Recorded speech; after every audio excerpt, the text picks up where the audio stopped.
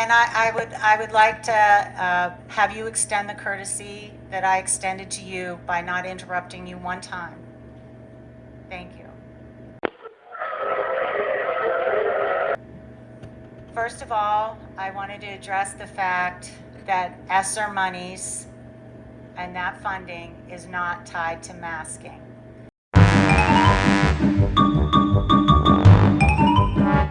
You probably think that our district is getting a ton of these extra monies we have so much coming in, we don't have to have anything. We could buy everything.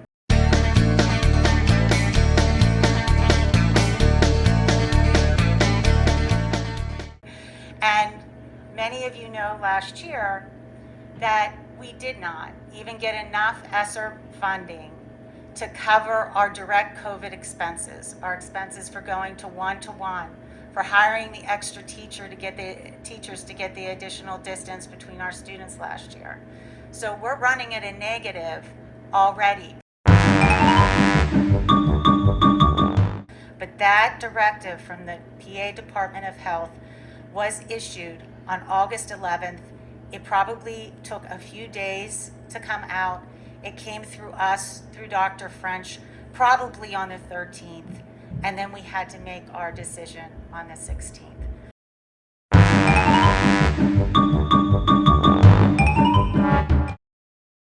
So I wanted to just assure everyone, we are not hoodwinking anyone.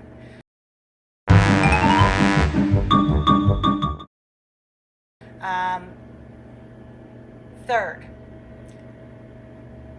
we cannot, just because there is a more passionate voice or more people here talking about mask optional, to believe that it has any bearing on what a majority of the people want in this district.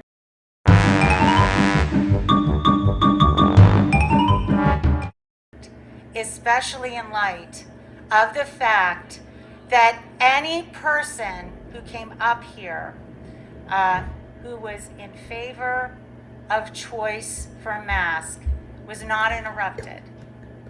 Not one time. You were supported, you were not interrupted. But that same courtesy was not given to some of the members of the public who spoke out in favor of the mask mandate.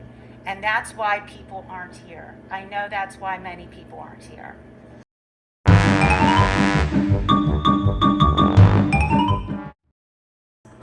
In emails, I and other members of the board have been called liars, child abusers, embarrassing, shameful, cold and heartless. You're rude. I cannot rely on this type of person to recognize that their decisions can have a detrimental effect on their fellow community members.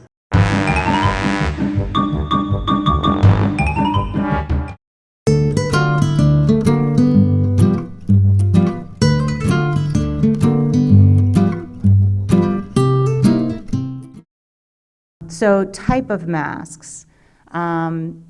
You know, all over you hear about the transmissibility of the Omicron variant and the recommendation of wearing better quality masks, not single ply, the triple ply ones, the blue ones that we're wearing, or the KN95, KN95, KN95.